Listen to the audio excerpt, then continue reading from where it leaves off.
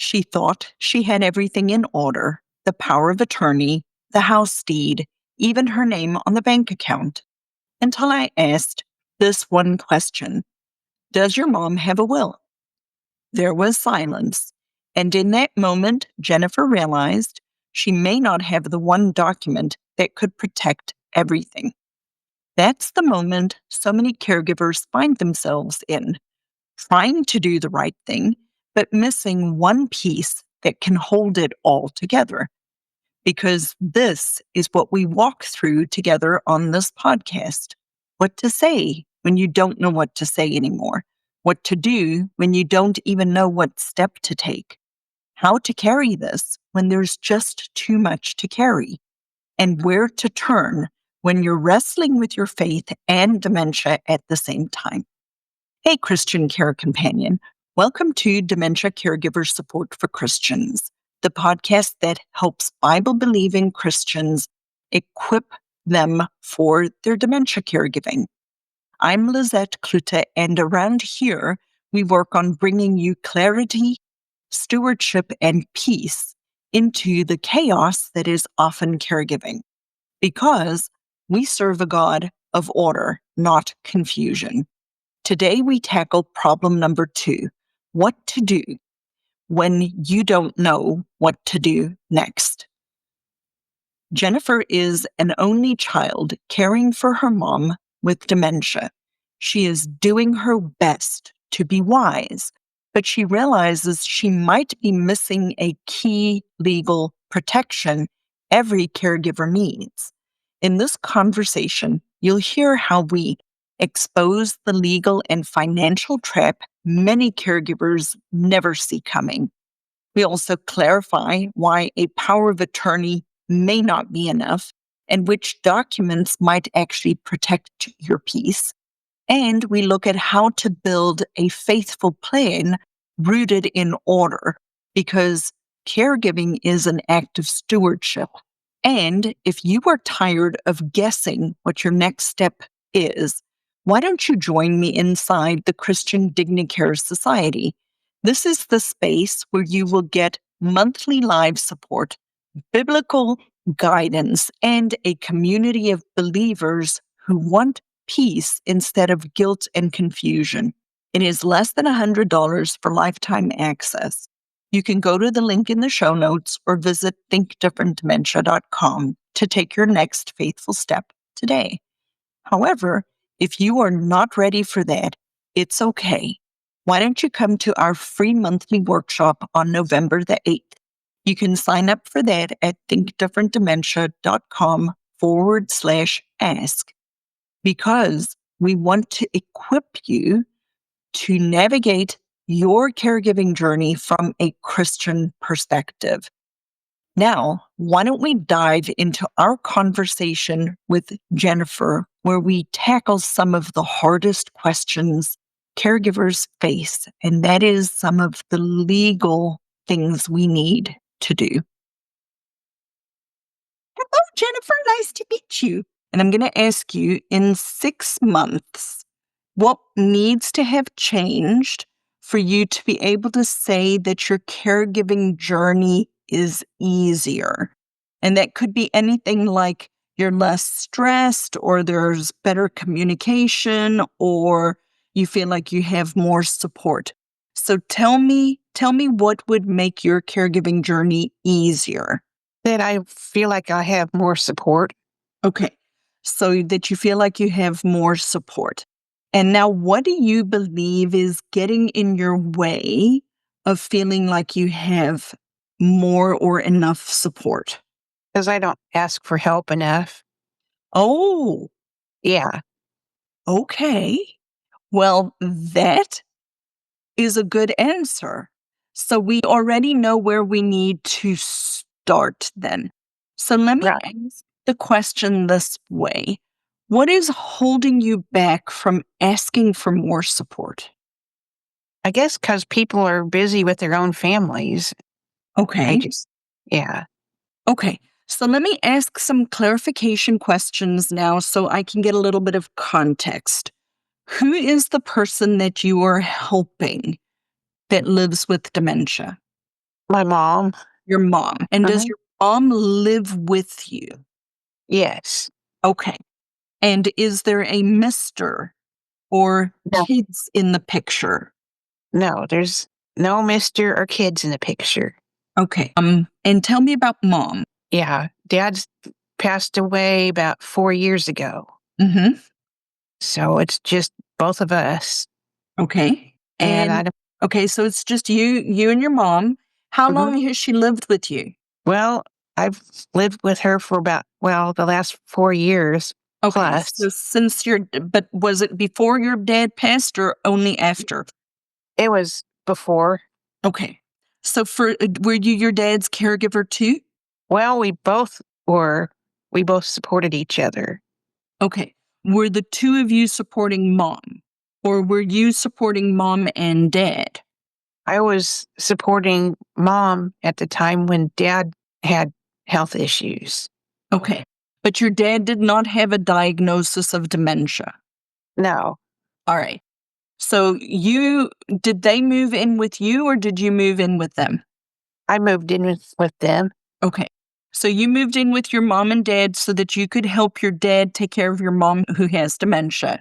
And your dad started to have health issues and then you kind of took care of him until he passed. And now you're Right. taking care of mom. Now, do we know what type of dementia your mom has or how many years has she had it?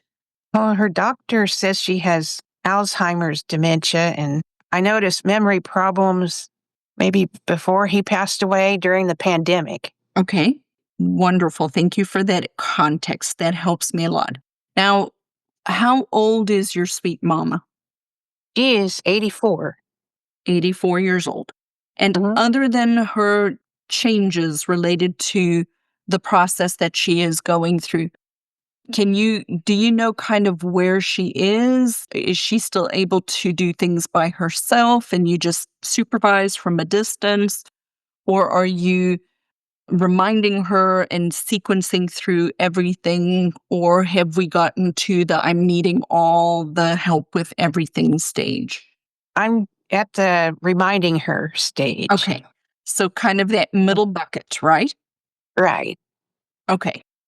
Now, do you have sisters or brothers that can help you? No? No siblings. Okay. So you're caregiving by yourself. Uh-huh. What about a church? Our church members did help us. She needed to set up power of attorney through a lawyer, so Hmm. she set that up. Okay.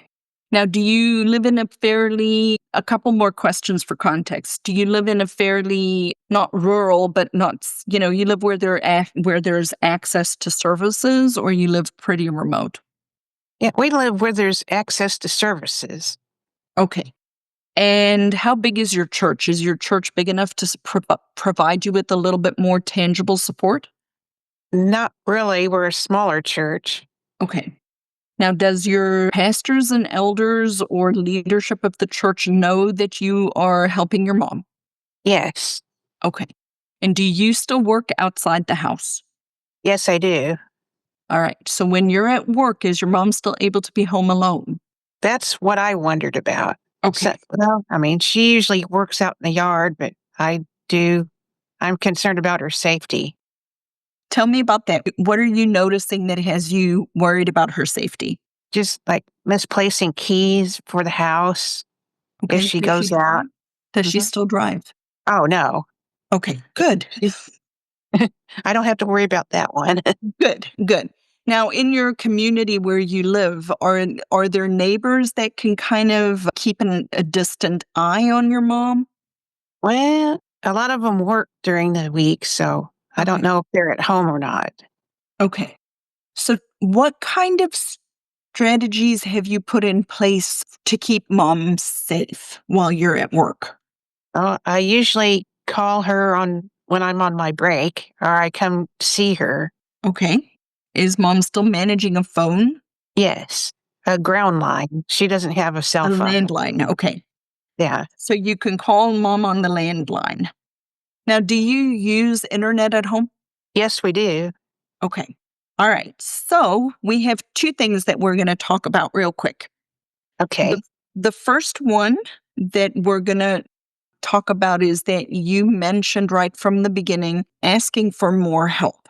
We have to kind of unpack that a little bit. And then the second thing is we've got to start to talk about either strategies to keep mom safe, or we need to talk about looking towards what solutions, technological solutions you can use for some supervision.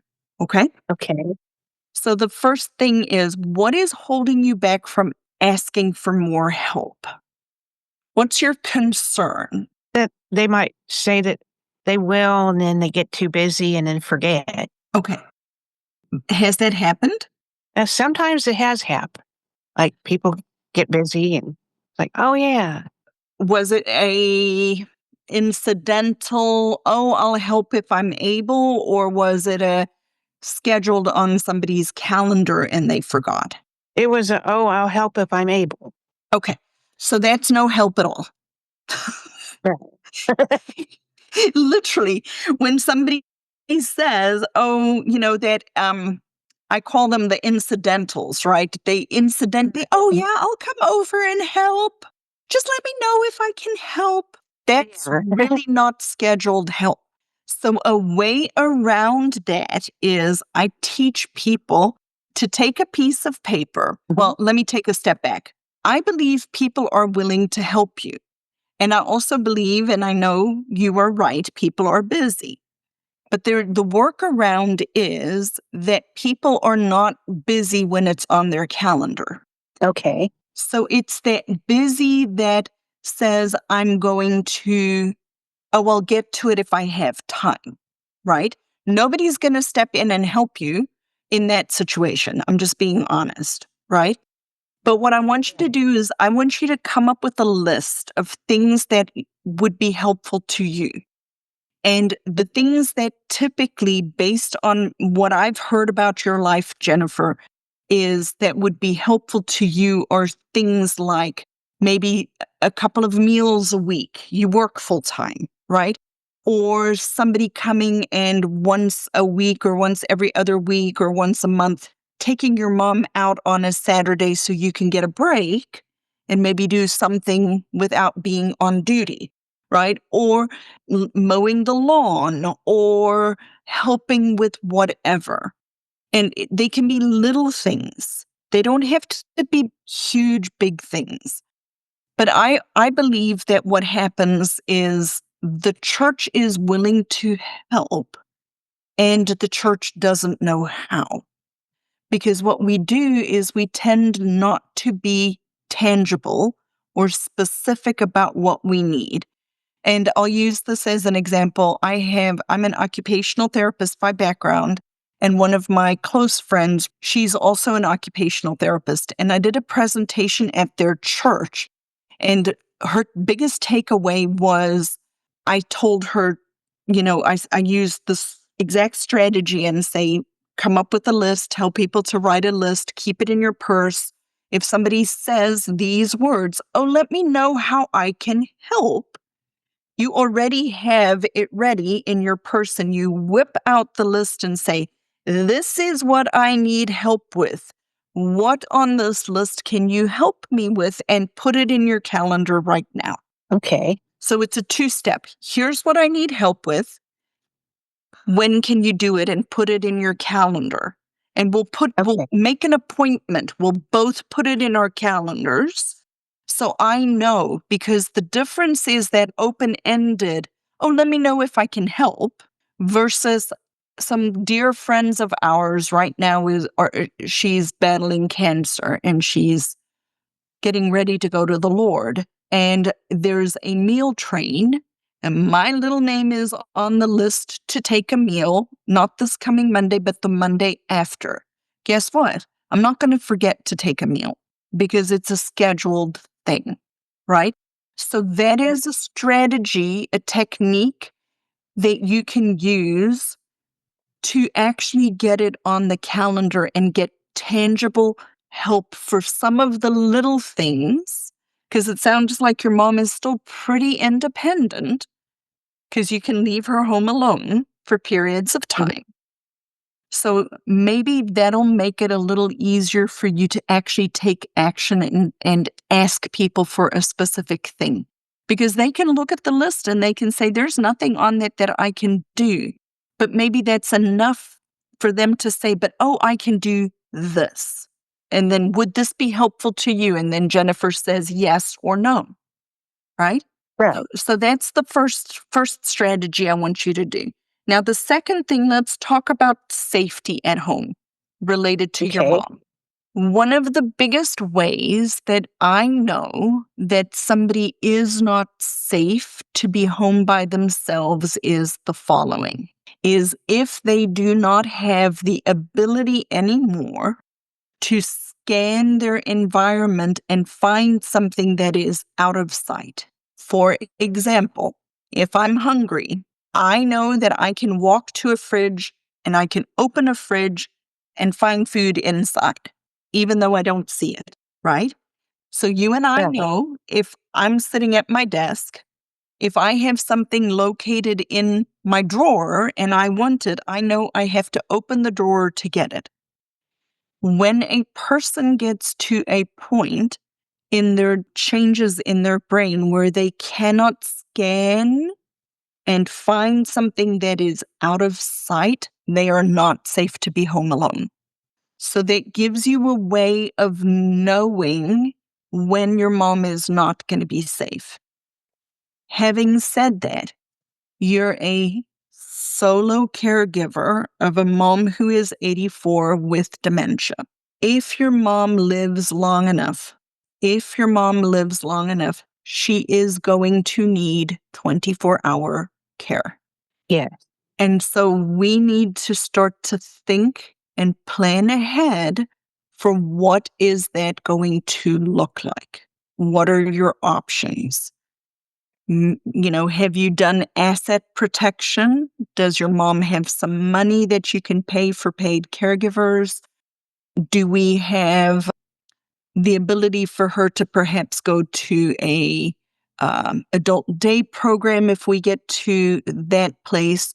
All of these things are things that I want you to start to think through. Okay. Because if you're working full time still and your mom is at home and she's 84, my granny lived to be 94, right? If she lives another 10 years, what is the plan? And so that's going to be the next thing that I think you need to start to think through and know what your options are if you get to the point where your mom needs 24 hours supervision. Because if you, for your own financial reasons, need to continue to work, then we can't throw mom under the bus, but we have to come up with a solution. Right. So that's going to be the next step, Miss Jennifer. Okay? Okay. If you ask a doctor, if you ask a healthcare provider, typically, will somebody with dementia need 24-hour care? They're going to tell you maybe, because the reality is some people don't because they never get there. They pass away before they got to that point. But what I want you and listeners to know is that if the person living with dementia lives long enough with this process, they will need 24-hour care. So we have to plan for that. Are we ever going to necessarily get there? Maybe not.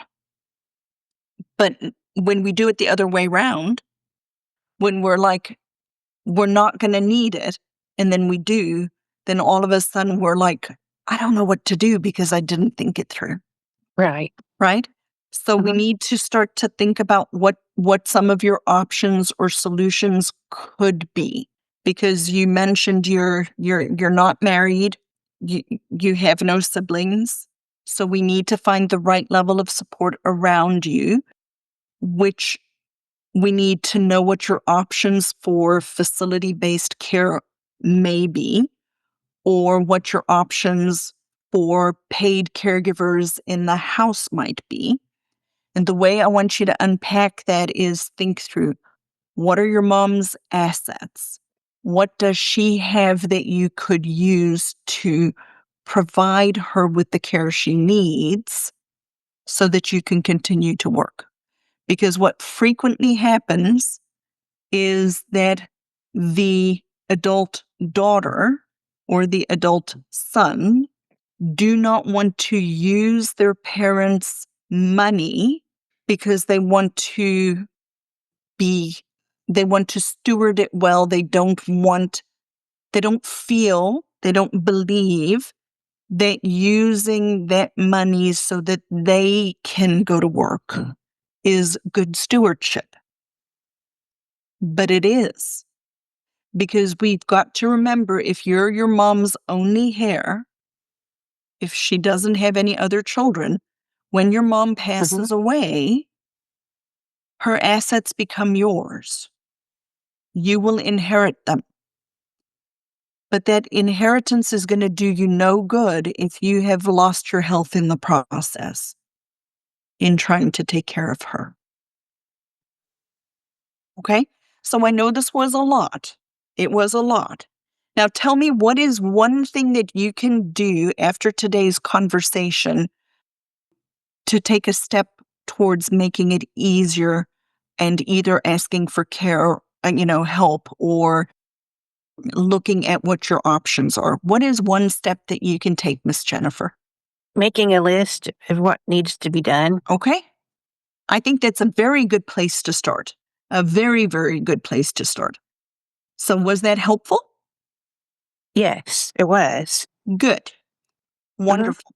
Well, I am so excited that you're here in our community, that you are willing to come on the podcast and talk to me, because you're not the only person who is in this specific situation, a solo caregiver helping someone.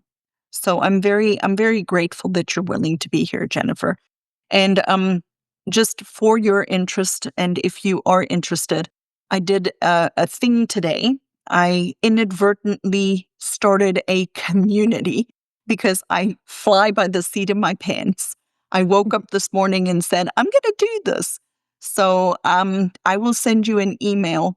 I started a community that is a $97 lifetime access community. Okay. So for $97, you can join. And once a month, I will have calls like this where you can come on and ask me questions. How does that sound to you? That sounds great. Okay. So I will send you a link to sign up if you're interested. There is no pressure. If you join, I'd be excited. If you choose not to, I will still serve you. I will still be here, and you can come to the Ask the Dementia Coach as many times as you like. All right. Thank you so much. All right. That You'll will just get help. a little more help and support in the community. Yeah, I did. I think I went to ask the dementia coach meeting, and you said that we needed to get power of attorney set up, and Yes. I had some elders and our pastor from our church help me set that up. Good. Good. So, Jennifer, you're taking the right steps. I'm proud of you. You're doing the things that is going to make this journey easier for you, okay? Thank you. You are welcome. That helps a lot. Oh, for sure. All right, Jennifer, it was nice speaking with you. I will see you soon, okay? Okay. Thank you so much. You're welcome so much. Bye. Bye. People who are really benefiting from the community are the people who joined earlier on before they need it, and that have been active and are participating in the community, because then they already know what questions to ask and they have a place to come, and they're not constantly wondering, what do I need to do? How do I need to do it? So people listening are interested in tapping into or learning about the community. I'd invite you to just go to the website, thinkdifferentdementia.com. There's a link for you to schedule a 20-minute call. There's no pressure. I'll serve you regardless of whether you join the community or not. But it is a way for you to take this relationship a little deeper, a little bit more hands-on support, because really the research also shows it's longitudinal support over time. Absolutely. Yeah. For sure. I would highly recommend Lizette. She's awesome. Tracy, I appreciate that endorsement.